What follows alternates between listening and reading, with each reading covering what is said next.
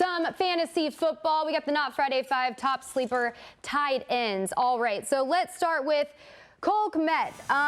Last season he got a lot of targets and he was played a huge role with this Bears team. In 3 of the last 4 games last season, he averaged 7.3 targets and 10.8 fantasy points per game. Now this year, under a new offensive coordinator, Luke Getsy, we'll have a new offensive scheme here, and so you can tell that they're going to really revolve around Justin Fields' strengths here. And we saw in the preseason he's feeling very confident. Kmet commented on this and he said, you know, he's really finding his groove here, and so with that confidence, I think Kmet is going to see a lot more production. He had a touchdown and 5 receptions in the preseason, so I think he is a good pick there, maybe in the double-digit round.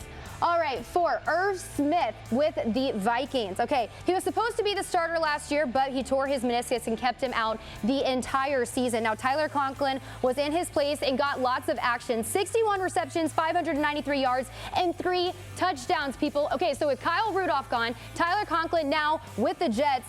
Who is left is this guy right here, Irv Smith. When you saw what Tyler Conklin was able to do and the amount of production he had, with him now as the tight end, I think he is going to do really well. He did have thumb surgery, but he is expected to go in week 1. He has been practicing with the team. All right, 3, Dallas Goddard, okay? After Zach Ertz was traded last season, he stepped in as the tight end and he didn't disappoint. Expectations are high for him and this offense. Head coach Nick Sirianni said that he wants to see Jalen Hurts throw a lot more, increase the passing game, because they're known for a run-first type of offense. Now they got A.J. Brown this offseason, so you know that they're going to be throwing the ball more. The only risk here that he might not see a lot of production is if Jalen Hurts maybe isn't performing as well in the passing game. They might dial it back a little bit, which would obviously limit his receptions. But I think he is a great pick in the mid-tier ranking. All right, in the mid-tier rounds. Number 2, David Njoku. A lot of questions surrounding the Browns this upcoming season with the quarterback, but I think Jacoby Brissett is going to manage this offense just fine.